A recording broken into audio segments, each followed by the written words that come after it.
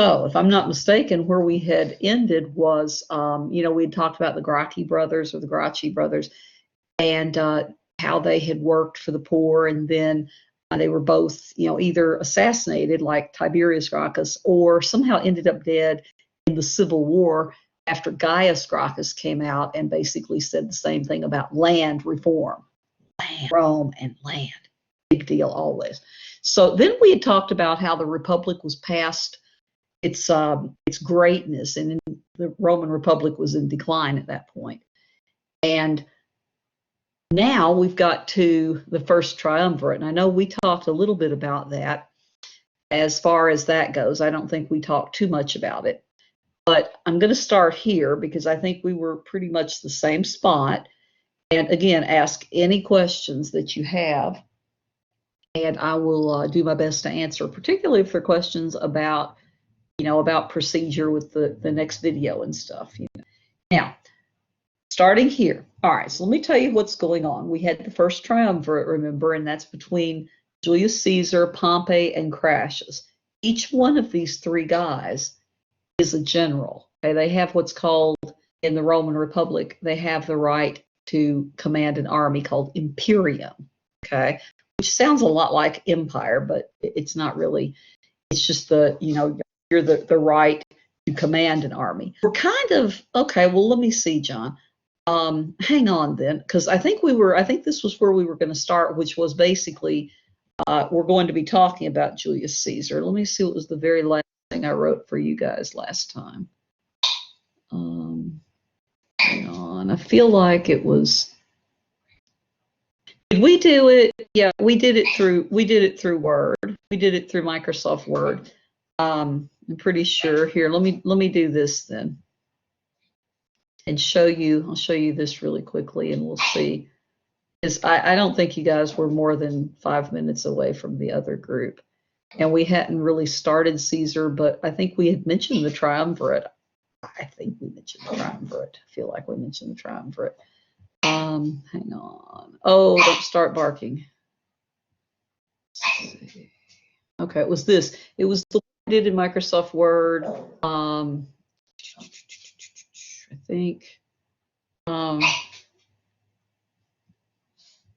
If anybody was taking notes, which I do recommend, yeah, okay, good. That's where we are then. Okay, that's the same place. Okay, good. Okay, good. Yeah, that's where we are. Okay.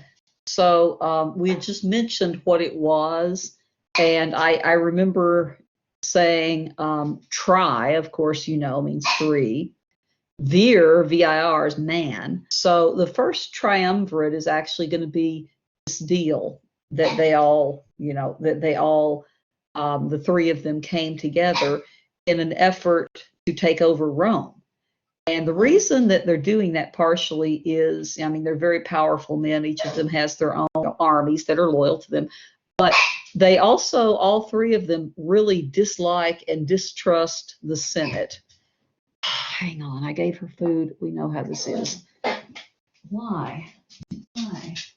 You've already had food. Why? What's your issue? Huh?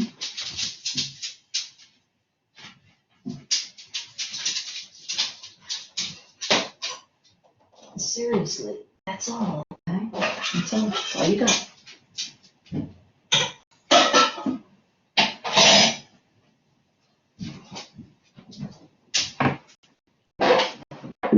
Goodness. Okay. Yeah. Being imperium, or having imperium rather, means the right to command an army, which, yeah, that makes them all three are generals. And they think the Senate is really corrupt. And so they are actually conspiring to take it over. Now remember, the first triumvirate was secret at first. It was a secret alliance to take over Rome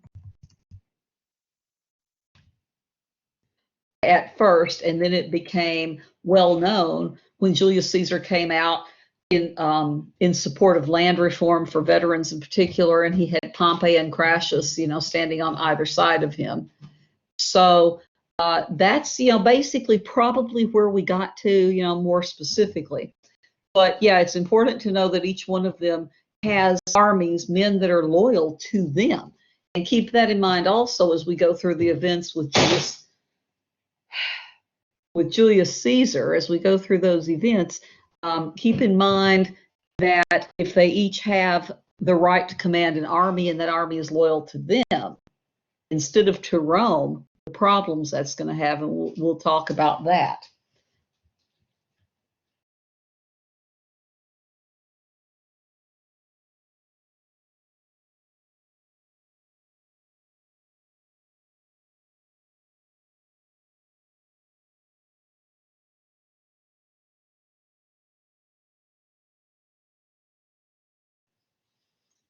Okay, so now we need to talk about Julius Caesar's background a little bit. And what I did was I went through, and you don't need to know the dates. Remember, the dates are not important. Can we please fix the gate where Sam is not able to get back there, please? This is really quite important. Sorry. Okay. Julius Caesar's background. You don't have to know the dates. Yesterday was probably the most distracting day I've ever had in a class. And it had nothing to do with really anything weird. It was like everything kept happening. Stuff was going off, whatever. So I'm trying to not let that happen today. But, geez. Okay. Julius Caesar's background. So the way that he had gotten to be so powerful, remember when we're talking about things like he became a dictator, okay? And a dictator is not like we think of, like Hitler, Mussolini, or whatever today. Dictator was actually an office in the Roman Republic. But these three had come together to take over, and take over because they felt like they could do a better job than what the Senate was doing. And Julius Caesar, back in 63 BC, he had gotten into a powerful position by bribing his way into it. Now, the thing that he bribed his way into, the office is called Pontifex Maximus. If you're interested in that, you can look it up. But it's basically the chief priest, okay? Chief priest in Rome. Chief priest had, in the Roman culture, quite a bit of power. Because remember, like with the Greeks, the Romans believed that your relationship with the gods was one of more of a contract. If you do, if you do the right things, then the gods are going to favor you, okay? Not like the Mesopotamians. The Mesopotamians believed that no matter what you do, the gods have it out for you. But the Greeks and Romans had more of this idea of a contract. And if you also remember, the Greeks had an idea of civic duty, that civic duty, you are supposed to be going to shrines, you're supposed to be going to the religious services for the gods, because if you don't, according to the Greeks, the gods might remove their protection from you. Remember that? The Romans are very similar. Okay, this is going to be one reason why when Christianity comes along, that the Christians are going to get into so much trouble in Rome. And it comes down to the fact that, look, they're not following our religious laws, and therefore the gods may remove their protection from us, or maybe even get angry at us. So that's good to know. It's important background there. So Caesar had bribed his way into a high office like that. Now, 62 BC, he was actually implicated in this conspiracy. It's called the Catiline conspiracy, or the Catalan conspiracy. And this was a conspiracy that had to do with land reform for veterans. That should say veterans with an S, okay? And Julius Caesar is going to be a big proponent constantly for land reform, just like the Gracchi brothers, or the brothers Gracchi, the Gracchus brothers, or the Gracchi. The Tiberius and Gaius were standing up for land reform and helping the poor. Julius Caesar was a big supporter of land reform, where that would go to the veterans, especially, okay? So in that conspiracy, he was able to, wiggle his way out of it. There was a lot of stuff. You can look up the Catalan conspiracy if you're interested in that, but it was a conspiracy against Rome to overthrow Rome in pursuit of land for veterans.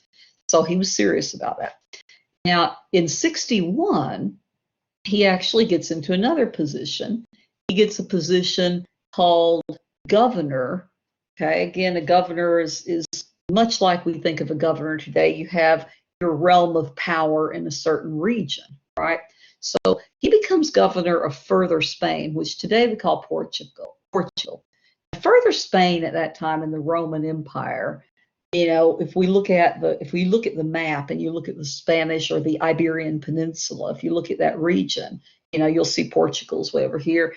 The Romans were in the process really of really settling Portugal or the area, that they call Further Spain, and Julius Caesar is going to be important there for furthering Further Spain's, assimilation really into the Roman Empire or Roman Republic, Rome, more fully. Okay, so Caesar's playing a big role while he's over there in what we call Portugal today on the Iberian Peninsula. Now, again, what these guys are doing, Caesar, Pompey, and Crassus by 60-59 BC, what they're doing is they're going to come together to try to make Rome better. Because again, they think the Senate as a body has gone too far in many different ways, and they want reform, they want change. And they're going to do it by taking over. Okay? And the way you do that is you get powerful people behind you. And that's what they do. Each one of these three men has, of course, besides their generals, but each one of these three men is going to have friends that are politicians and friends that are in the Senate that are working from within to try to help them gain more power. Okay? So as things go on here, we see that by 59, okay, the year right around the time, 60-59, where we're forming this alliance among these three men, we have right about that same time Julius Caesar, who had come back in 60 to Rome. He's elected consul. Remember, the highest elected office during part of the Roman Republic. He's elected as consul. Now, he returned to Rome to become consul. He returned to Rome because he knew as consul he would have more power and even better chance with his two allies to stop the Senate. Okay, so he's, by this time, by 59, we've got our alliance, and the three of them are going to serve different purposes. Okay, while Julius Caesar is going to be then going off into Gaul, he's going to be fighting wars over in Gaul, which is Gaul, Gaul. That's roughly modern day France. It's what they call Roman Gaul. They take it over, this area. Caesar takes it over. He writes a book called The Gallic Wars. And you can read, from Julius Caesar's point of view, what he had to say about this 8 or 9 year war as he was conquering this region for the Romans. Okay. So he still clearly is working with Rome in mind. And that's important to remember because part of the things that got him killed, as we'll see, were people thinking that he did not have the good of Rome in mind, that he was conspiring so he could be more powerful in his own right and become an emperor or something. He was never an emperor. And we'll talk about why when we get to that point. But he was, he was a dictator. He was a leader in that sense, but not an emperor.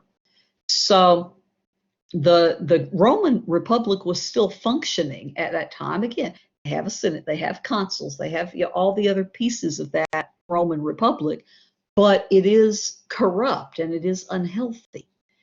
And Julius Caesar's not perfect.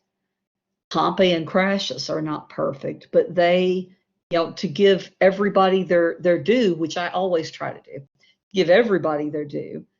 Caesar, Pompey, and Crassus thought they were doing something to save the Republic of Rome. That's what they thought they were doing. Okay, the way it turned out is going to be very different, as you'll see. But that was their basic intention, was to save the Republic of Rome. So Julius Caesar had come back in 59, and he was elected consul. And then he's going to head off, as governor, fighting the Gauls. Now, one thing we can't remember is every time we have a war, I mention this in American history frequently as we go through wars, Spanish American War, the Philippine War, wars that we tend to forget. War is never a nice little thing, or it's not like John Hay, Secretary of State, during McKinley's era, said a splendid little war. War is not splendid. Okay, war is sometimes necessary, but war is not splendid because people die.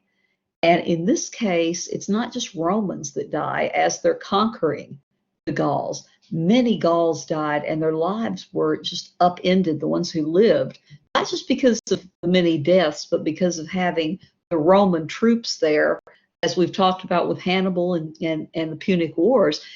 These guys have the Roman troops there, Julius Caesar and his troops there, taking their territory. So Julius Caesar is going to be up there again from about 58 to about 51, fighting these wars, taking this over. Now, keep in mind, there's two other guys in this triumvirate. So Caesar's not, he's going to end up being the figure that most of us remember in history. Now, depending on your level of interest in history, depending on what classes you've ever taken in history and so on, everyone's going to have a different understanding. But had any of you ever heard of, I'm going to say the most unlikely that you would have heard of would have been Crassus. Had any of you ever heard of Crassus before we started talking about the first triumvirate? Yeah, because I would think that's pretty unlikely because he kind of falls in the cracks of history, right? But notice his proximity to the big events that are going on with Julius Caesar. Really starting out, Julius Caesar just started out as one of three.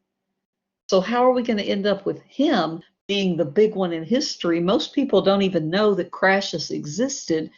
And a lot of people, depending on your history interest again, a lot of people have heard of Pompey, but not necessarily as a guy who was trying to save the Republic.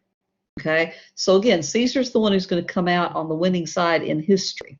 So what's going on with Crassus and Pompey? Well, Crassus had gained he had gained a lot of land and so on. He's gonna go out and fight some great wars also. But Crassus is going to be known for crushing the great slave revolt of about 71 or so BC. And he was well known in his time for putting down that slave revolt with his army or his armies. Pompey was known for getting land, conquering, just like Julius Caesar had done in the West. Pompey had conquered land for Rome in the East. Okay. So Pompey and Crassus, though, they had rivalries. And the biggest rivalry, I think, when I read about Pompey and Crassus, I think the biggest rivalry that was probably going on was Crassus had put down a slave revolt. He's very well known in his lifetime in Rome. But when Pompey goes and he has all these great victories as he's conquering more and more land, people start to talk more about Pompey than they do about Crassus. Okay, and so that was kind of a rivalry. It was something they could never really get over. Julius Caesar, and I mentioned this I think last time, Julius Caesar wanted Pompey and Crassus to become friends, to at least work together well on a personal level, because they all had similar goals. But Pompey and Crassus never could become friends. It just wasn't going to happen, no matter what Julius Caesar did, because their rivalry was just too strong. Now, when these guys came together back in about 59 or so, they wrote up their agreement that we are going to take over Rome. Okay, they wrote up this agreement, and Crassus and Pompey started really being, acting like lobbyists today, sort of in a way. Okay, during the time that the triumvirate was early, early in the triumvirate, Crassus and Pompey were both doing similar things. They were, again, they were not bombarding. Well, yeah, they were kind of like lobbyists, yeah, because they kept just coming to the Senate and having, their supporters come to the Senate and ask and ask and ask and ask for changes. And both Pompey and Crassus had done that. It was constant, ask the Senate, don't take no for an answer. Remember, Romans in general don't like to take no for an answer, and they don't like to quit. Remember that? So Pompey and Crassus are doing that in the Senate as far as that goes. And the senators aren't going to listen to them very often, but they kept pushing, and they were able to make a little bit of headway working through that, working through, I guess, that technique of just basically crushing the Senate with demands. They got some things, okay? Now, but I guess with Julius Caesar, because Caesar had already been kind of the star that had moved on from the triumvirate even. He had been the breakout star, so to speak. Caesar helped Pompey and Crassus get some of their demands met in the Senate because he did have a little more influence. He was becoming, again, the star. Now, I asked the earlier class, and one girl had, I think, absolutely the perfect answer, and it's exactly the one I'm thinking of. Let me ask you this. This depends on, it depends on your age, but she was able to hit two vastly different age groups, and it was great because I was like, oh man, that's great. You guys may have different ones, but if any of you love music, like I live for music, ask my son. I have a son who tells me to turn down the music. Yeah, that's how much I live for music. I'm the one blasting the music all the time, and the teenager's the one saying, Mom, it's too loud. Tell me this. If you can think of a band or a group, whatever, that had a breakout star that became a big solo act, okay? You think of somebody like that became a big solo important person on their own as a singer or as a performer specifically. I'm in class. Hang on.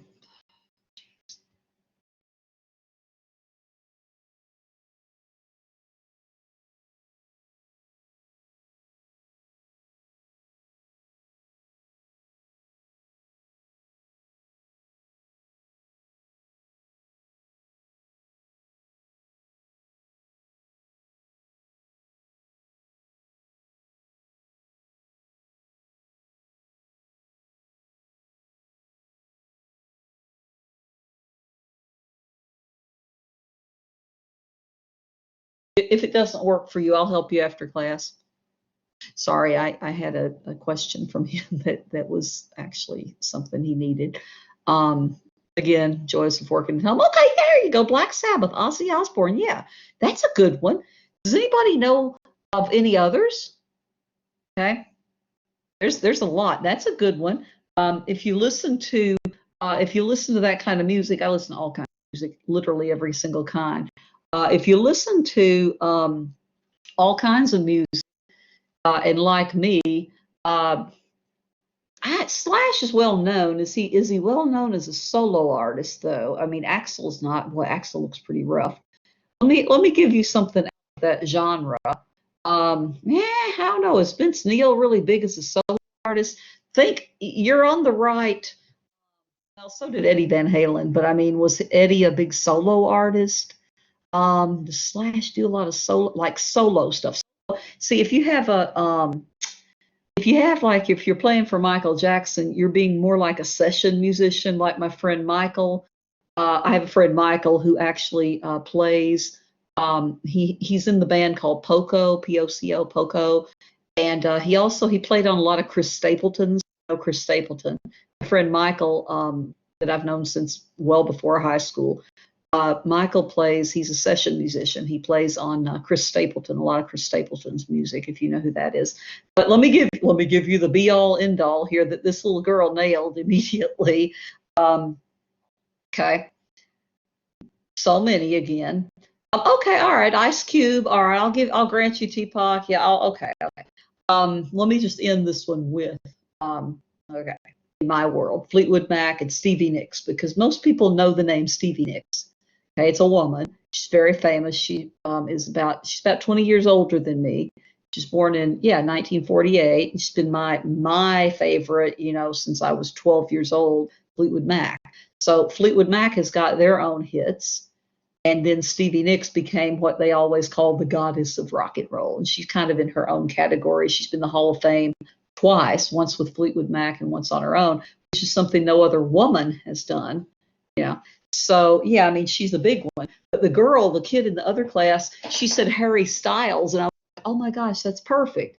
Because, Harry Styles and Stevie Nicks seem to be BFFs. And those of you that are either young enough or pay enough close attention to stuff like that, you'd know exactly what I'm talking about. Or Beyonce, what band was, group rather, probably, was Beyonce in. So again, Julius Caesar is the Beyonce or the Ozzy or the Tupac.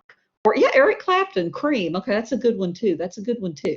Yeah. So you guys, you get the analogy I'm making. So Caesar's the busting out rock star. He's the one everybody is looking to. And Pompey and Crassus are kind of back there arguing with each other all the time. I don't know if Hootie, Hootie, what's his real name? Darius Rucker. There, it took me a minute. I'm like, wait, yeah, he did. He went into country music, right? As a matter of fact, yeah. I liked them in the '90s. I liked them. I liked his music. I like all music. I'm sorry, I like everything. But anyway, Caesar's going to be good friends with Crassus and Pompey, trying to work on them. But again, the rivalry is unsolvable. Caesar, though, is rising, and Pompey starts to worry. Pompey starts to worry because Caesar is becoming, Eric Clapton or Tupac or Beyonce or Stevie Nicks or somebody. Pompey starts to worry. So he's afraid that Caesar is going to take over and then get him out of power, push him out of power. And the triumvirate might die. So Pompey's worried. So Caesar and Pompey come to this agreement. Caesar gives his daughter Julia to Pompey as a wife. That gives her in marriage to Pompey. And then that gave them a familial relationship, father-in-law, son-in-law. They've got a closer relationship now. So that pushes Crassus a little bit further away from Pompey and Julius Caesar. So there's a lot of underlying things going on here with this group of three, right? So over time, Pompey is going to start to really despise both Crassus and eventually Julius Caesar. Okay, they're able to work together, but it's really, Caesar is having a rough time holding this alliance together. Now, what had happened here at some point, I don't remember exactly. I have my notes somewhere over here. At some point, Julia is going to die in childbirth. It doesn't really matter when. But Julia dies in childbirth, and that breaks this extra bond that Pompey and Caesar had. Okay, so when she dies, now it's sort of the old saying, the gloves are off, right? And Julius Caesar and Pompey are not going to be, really friends anymore. So what happens is Julius Caesar, he goes on this expedition. He goes to Great Britain and writes a lot about his adventures when he was over in Britain. And while he's over in Gaul and Great Britain during that time period, well, Pompey starts to play politics in Rome. Pompey goes back to Rome, and he starts to cozy up to the Senate. Well, obviously something's wrong if Pompey's cozying up to the Senate, because he despises the Senate. But he also, at this point, despises Julius Caesar. So he's trying to get the Senate, to I guess Pompey wants the Senate to know that he'll play with them. Okay, I'll work with you. And so Crassus, the informer here, apparently Crassus tells Julius Caesar, he's like, look, he sends a messenger to Caesar and he says, something's going on. Pompey is betraying our alliance. Pompey is trying to turn the Senate against you. And Julius Caesar's furious. Okay, Pompey's trying to turn the Senate against me. How dare he do that? So Crassus, Pompey, and Julius Caesar. Well, Caesar calls a meeting. He says, we're gonna meet and we're gonna work this out. We're gonna hammer this all out. And they end up meeting in a place in northern Italy. I think it's called Lucia or Lucca, something like that. They meet in a town up in northern Italy, and the three of them hammer this out. Okay, and that's going to happen, I think, it's in 56. Don't quote me on that. While he's still fighting the Gallic Wars and stuff. So they meet and they decide that they're going to continue this alliance in about 56. But not too long after that, a couple of years, we're going to see one of the three being killed. Now, again, there's all this rivalry going on. Caesar and Pompey now are openly disliking each other. And then Crassus in 53. Now, Crassus had been, again, jealous in some ways of Pompey's very evident victories that the people were all praising him for, and they were having triumphs for Pompey. And Crassus was a little bit, jealous. So Crassus has gone off with his armies to go and conquer lands over in the east. Now, when the three of them met up there in Lucia or Lucca, wherever it was in northern Italy, in about 53 or 56 rather, when they met up there, they had agreed that Julius Caesar would stay in Gaul. Okay, that's his area. He's up there, taking care of Gaul and Britain, and he's up here. Okay, now Pompey was going to get Spain. He was going to get the area out there where Caesar used to have, and the rest of that Spanish Roman territory.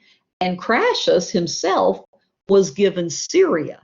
Okay, so Crassus was given the Middle East. And what Crassus does here, though, is he wants to extend Roman land. Okay, he wants to make more conquests, partially because of what I've said a couple of times.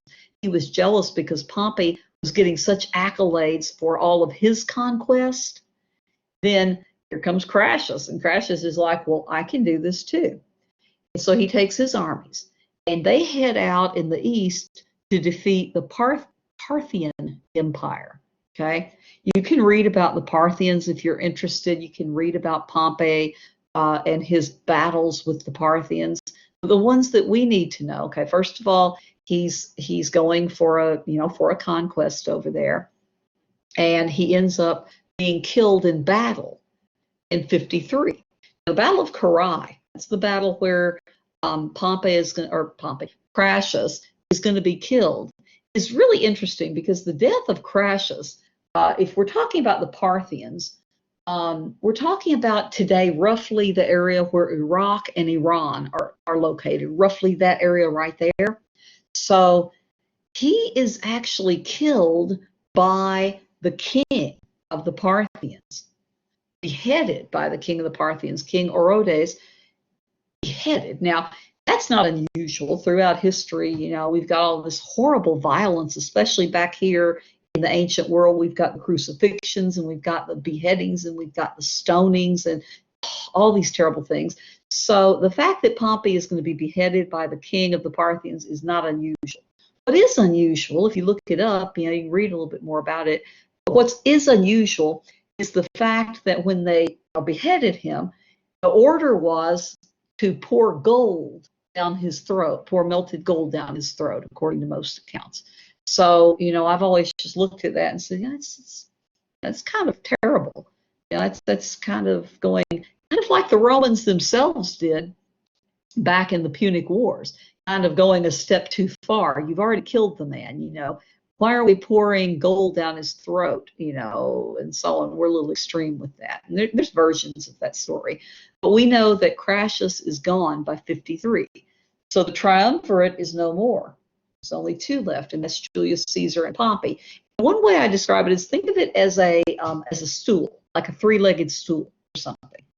And if you remove one of those legs on a three-legged stool, it's going to crash, right? Three-legged stool, take off one of the legs, it's probably not going to stand. I mean, you could do some physics work and fix it, but a two-legged stool, I'm not going to sit on it.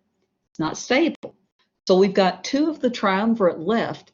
And without crashes, in there and things, kind of you can not deal directly with any one of the three. If you're Julius Caesar or Crassus or Pompey, you can kind of deal with the other two. Right now, we've got Pompey and Caesar who are going to be forced at this point to deal with each other. There's no Crassus in there as any kind of a buffer between these two. Now, what happens is Julius Caesar's still in Gaul.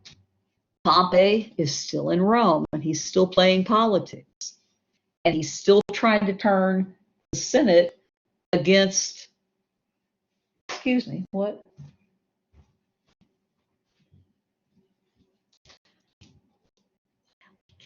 Okay, he's still trying to turn the Senate against Julius Caesar. Now the Senate, now Pompey's up there talking, about Julius Caesar's getting too powerful, and he's basically trying to scare the Senate. He says Caesar's getting too powerful, he's too popular, and the basic thing is he really wants to take over the Senate. Why do you guys think we formed that organization in the first place? This secret alliance that we formed, it was to take over you guys. Now I'm working with you. We need to stop Julius Caesar. Okay, that's the gist of what was going on there. And Julius Caesar's over there in Gaul, and the Senate is looking and saying, well, what can we do? He's the governor over there. So they come up with an idea. Sorry, you guys, you could have waited to class, honey. Julius Caesar is in Gaul, Pompey's in Rome, Senate is happy to take his power. Okay. All right. So the Senate's like, can we do? Well, they come up with the idea of we're going to give, as the Roman Senate, as the government, we're going to give Julius Caesar a direct order. Okay. We're going to order Julius Caesar to come back from Gaul, but he has to disband his army. Julius Caesar's coming back, at least that's the plan from the Senate. Julius Caesar is going to come back without his army protecting him. Okay.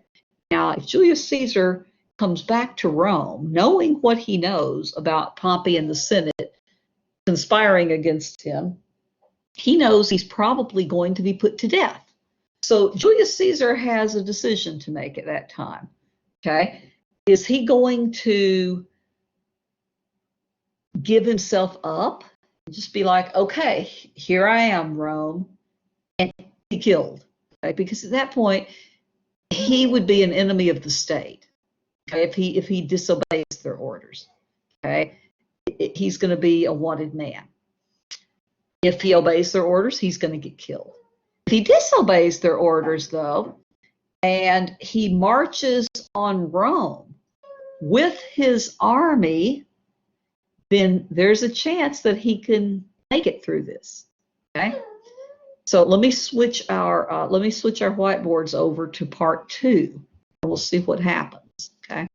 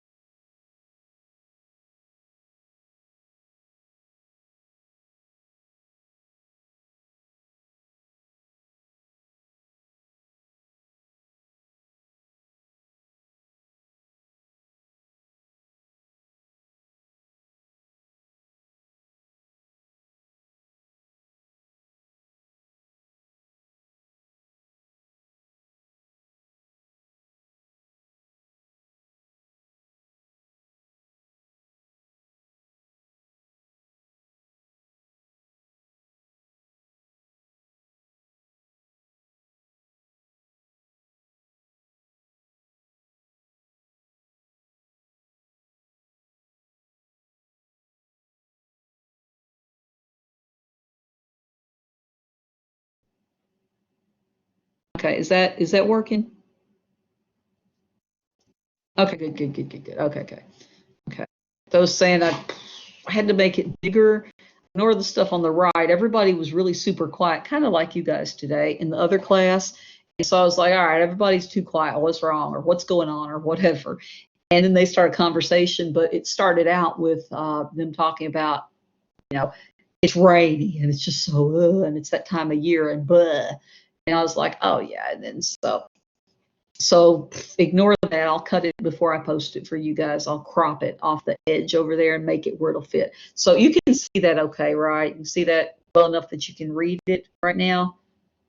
Because that's not the chat, but the actual stuff. Yeah. Thank you. Okay. Thank you guys. Anyway, so I actually prefer writing on the whiteboard instead of doing it this way, but it is helping a little bit today since I still kind of feel a little blah.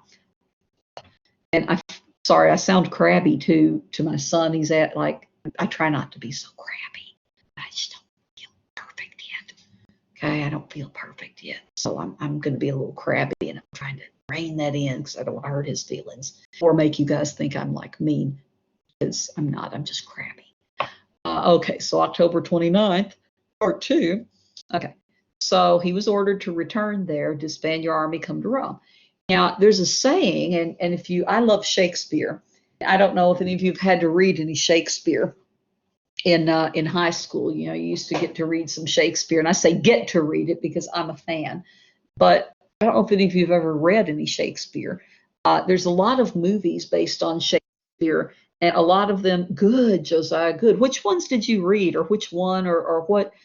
Which one like is your favorite or anything? Because I love Shakespeare. There is Julius Caesar. There's the play Julius Caesar, which is where I'm going to make a reference here with the play Julius Caesar. But I've read, I couldn't even tell you how many. Yeah, Romeo and Juliet and Hamlet and Beth and all there's so many. A friend of mine and I used to play a game. I mean, this is how I don't know how boring I guess we were when we were in college.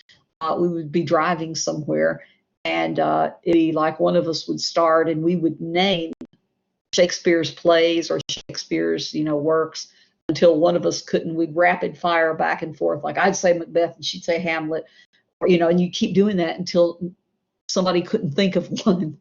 Anyway, yeah, because that's what a huge fan I am of Shakespeare. Anyway, play Julius Caesar. You're going to see some of the references crossing the Rubicon. Othello. Now, there's a couple of, in the means of promoting Shakespeare, which I think we should always promote Shakespeare, especially in a history class. It's Shakespeare is just an important figure in history and so on.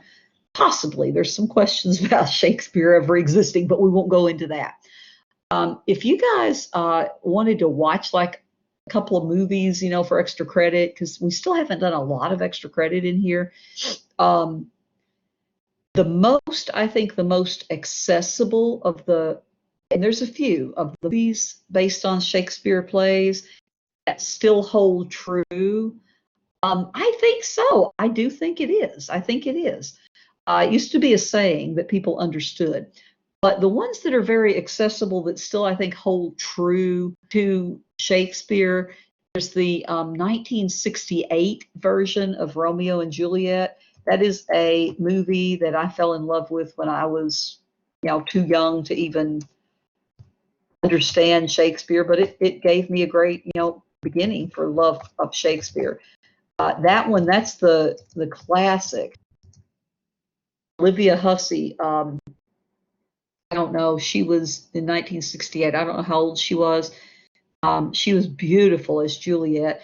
And Romeo, I don't know because that guy never went on and did more stuff. He never became like an actor. She became, you guys are too young. She was fairly famous. But he was, beautiful Romeo. If you could find that version, I believe it was 1968. That's an excellent version. And pretty much, there's a couple. There's one. or two that I would recommend. There's one from 1996 with Leonardo DiCaprio called Romeo plus Juliet. It's got a great soundtrack, but I mean, and I like it, but if you're going to watch Romeo and Juliet in a movie form, I would recommend this one from the 60s. You know, it's beautiful to look at. I'm using beautiful a lot. It's beautiful to listen to. It's very soothing to me. I love that movie. I could not tell you how many times I've watched that movie. So if anybody wants to watch that, if you can find that, and you know, most of you can probably find anything you want to online, and if you can't, I got a guy for you. But if you were able to watch Romeo and Juliet and just tell me what you thought of that movie, I'll give you a few, since it's a difficult movie maybe for some people because it's Shakespeare. That one, I would say I'll make that worth a little bit more than maybe a point or two. I could give you 5 points if you'll actually watch that movie and convince me you watched the movie. Okay. Otherwise, I'm not picky. Okay. And I'll put a place for you to submit it if you do it. You don't have to. That's why it's extra credit. Okay. So crossing the Rubicon is a saying that used to be a thing you would hear sometimes. In old movies, I still hear it. Crossing the Rubicon. So what Caesar did was he had that choice to make. You know, he refused to disband his army, but he's like, okay, well, how about if I just march on Rome? And so he and his army head for Rome. They head for Italy. And when he crosses the Rubicon, which is the border at that time in Rome, it was the border between the Gallic provinces where Caesar was governor and northern Italy. Okay, so he had crossed into territory that he was no longer strictly in charge of in any way. Okay, so when he crossed the Rubicon, what that means is you've gone too far.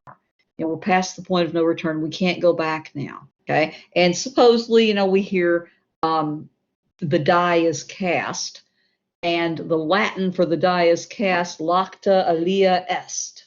Okay, lacta alia. I like Latin and Greek, so my spelling there though, because I can't spell them some days.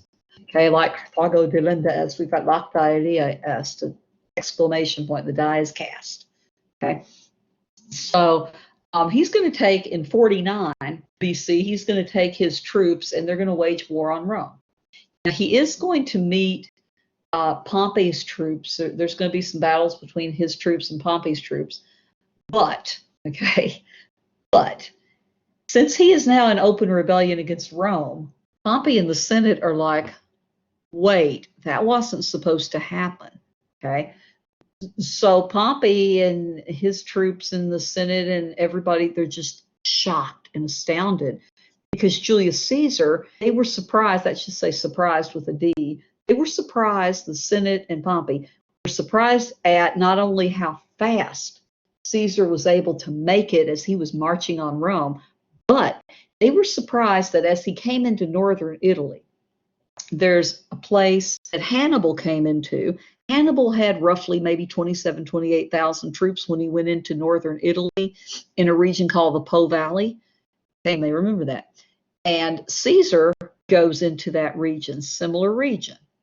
Caesar is able to recruit more men also from that region. And he tells them, he's like, look, basically, I am not in revolt against Rome. I want to save the Republic. Okay. He says, I'm mostly in revolt against the Senate and Pompey who are trying to destroy the Republic. Something like that, right? So he's able to recruit men to come and join him and march on Rome. So, you know, that little area up there is very important to both Julius Caesar and Hannibal as they're trying to take over Rome.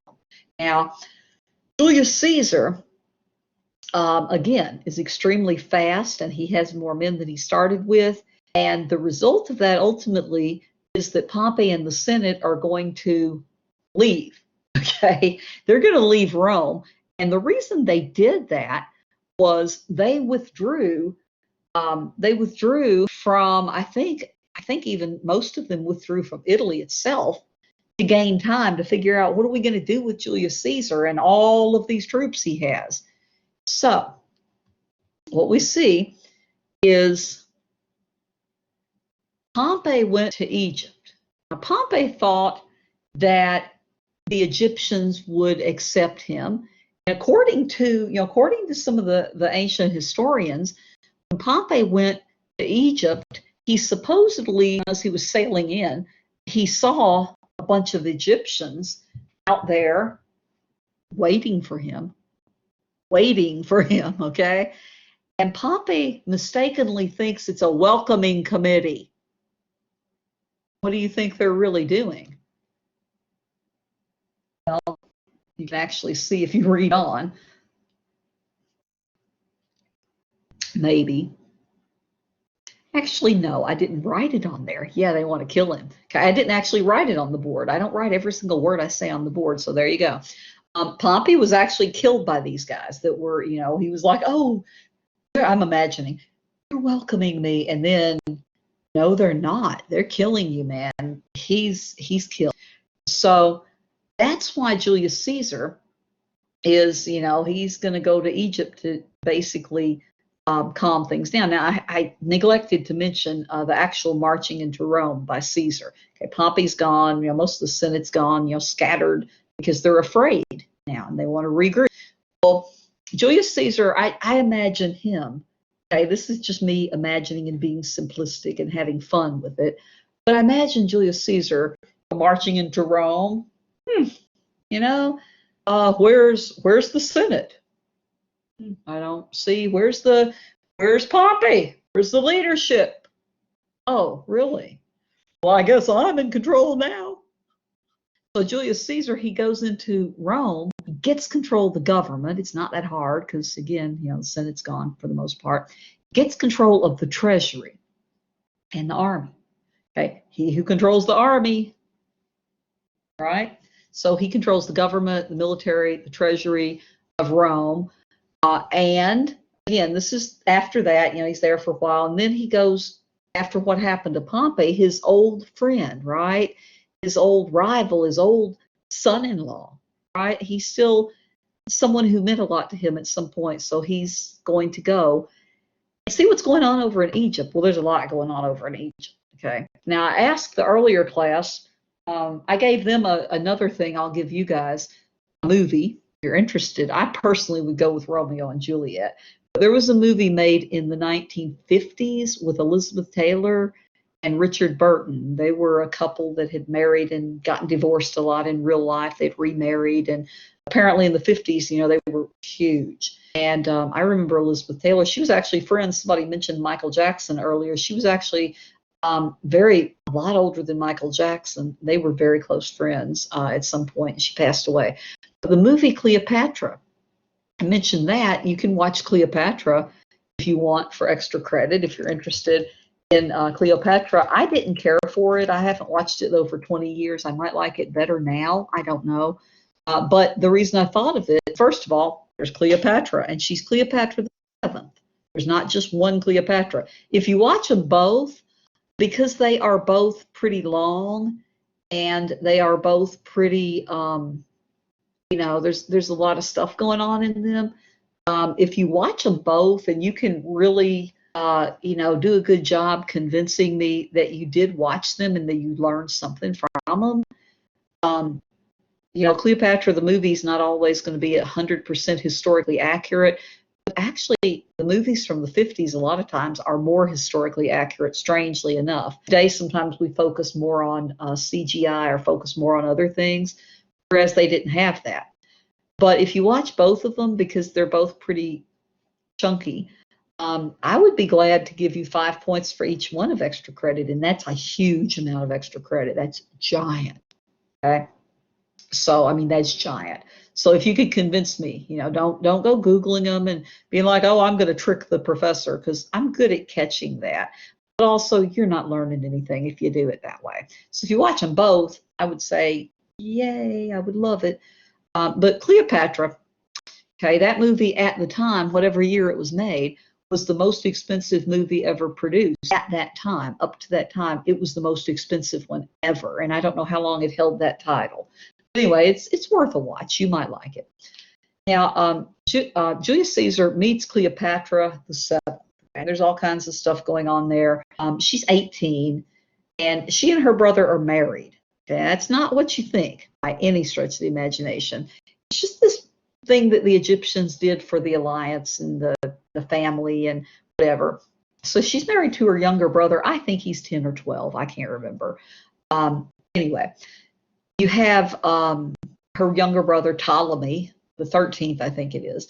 But remember, that comes from Alexander, the last Greek and Roman Macedonian leader of Egypt is Cleopatra. That came from Alexander's general Ptolemy.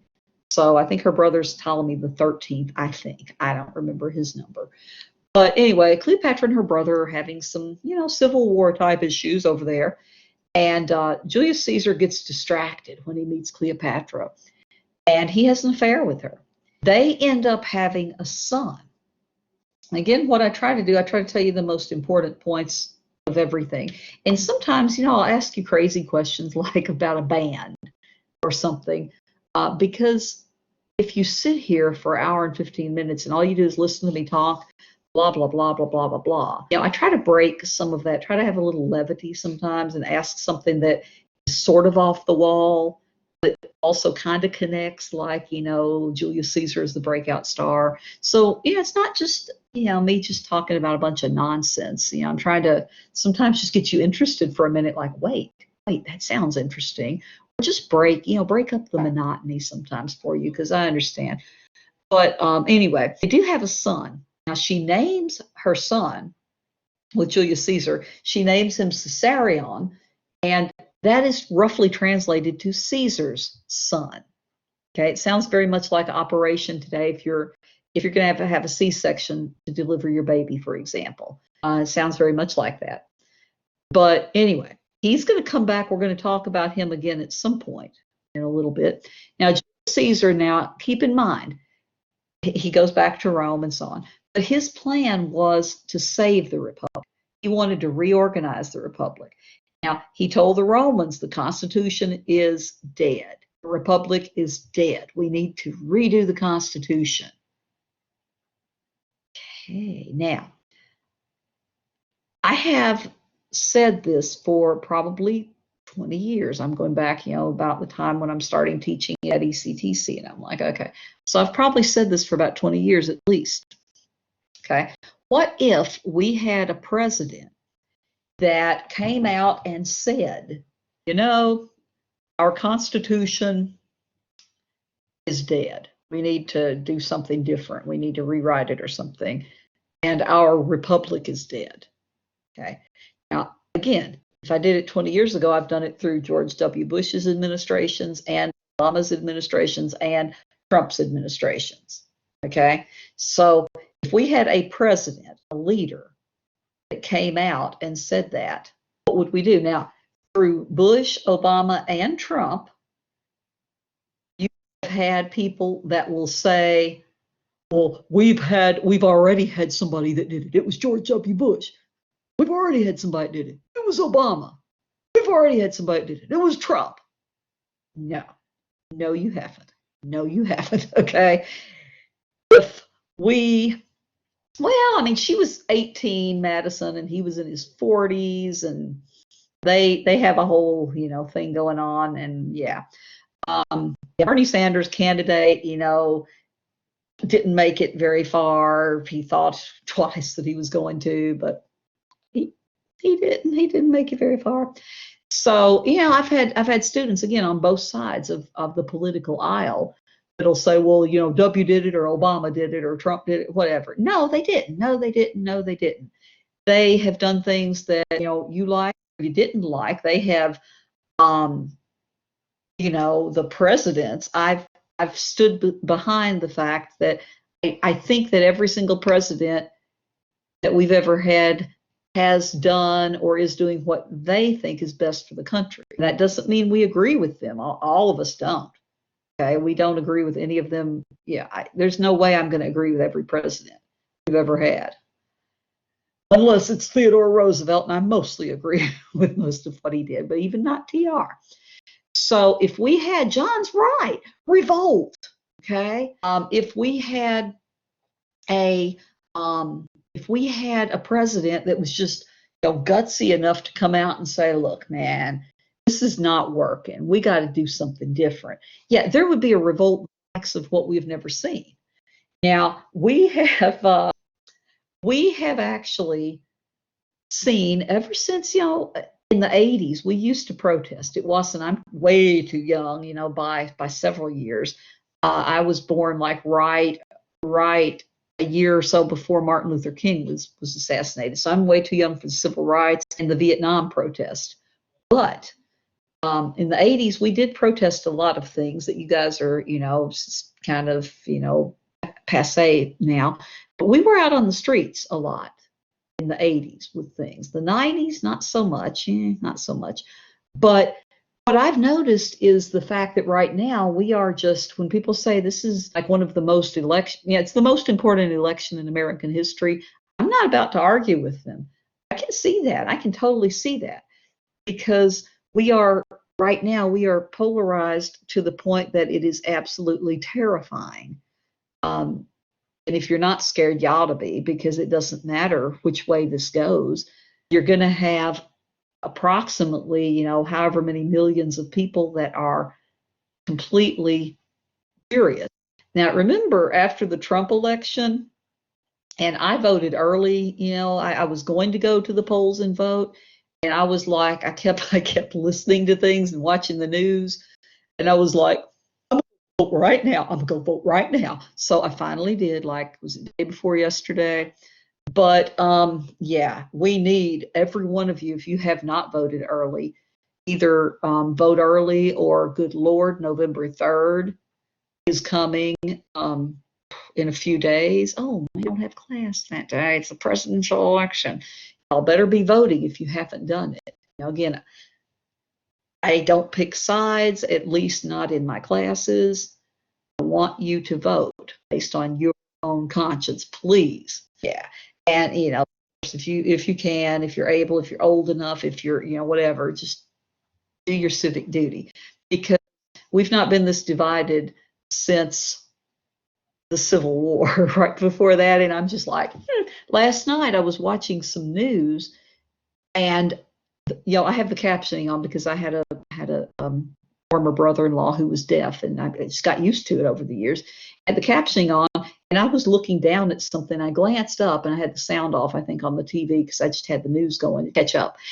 And I saw the words Civil War on the captioning, and I was like, and they were saying, Civil War is not off the table. Some talking head on the news was saying Civil War is not off the table. And I was like, son, I called Zach in there, and I was like, listen to this. Because I've been saying that for a long time. I'm like, dude, where we are right now, this is not cool. This is not safe. We've got to come together. And that's kind of, if you look over in their comments, we had the same conversation. Because right here, again, would we revolt? And no, and you can say, I say much worse about many things, John, but thank you. Yes, won't get fooled again. That's the song we're living in. We've been living in that song in some way or another since the 60s, whenever it came out, 60s, 70s. I don't particularly like The Who, but yeah, that's a fantastic song. And we are very much right now living at a time like the people at the Vietnam War, where we're like, what can we do? What can we do?